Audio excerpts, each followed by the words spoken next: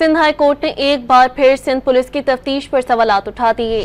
Justice Umar सियाल ने समाअत के दौरान रिमार्क्स दिए कि गैरत के नाम पर कत्ल के मुकदमात में अफसरान सिनफी बुनियादों पर इम्तियाजी, गैर संजीदा और मनमाना सलूक करते हैं। मुद्दई के बयान के अलावा कोई और गवाही रिकॉर्ड नहीं की जाती। ऐसे मुकदमात का नतीजा अक्सर मुल्जिमान की बरियत की सूरत में निकलता है।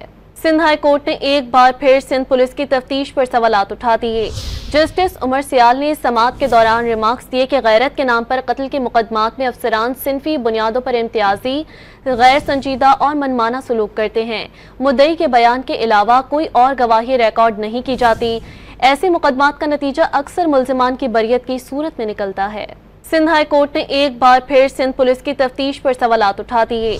जस्टिस उमर सियाल ने समाअत के दौरान रिमार्क्स दिए कि गैरत के नाम पर कत्ल के मुकदमात में अफसरान सिनफी बुनियादों पर इम्तियाजी, गैर संजीदा और मनमाना सलूक करते हैं। मुद्दई के बयान के अलावा कोई और गवाही रिकॉर्ड नहीं की जाती।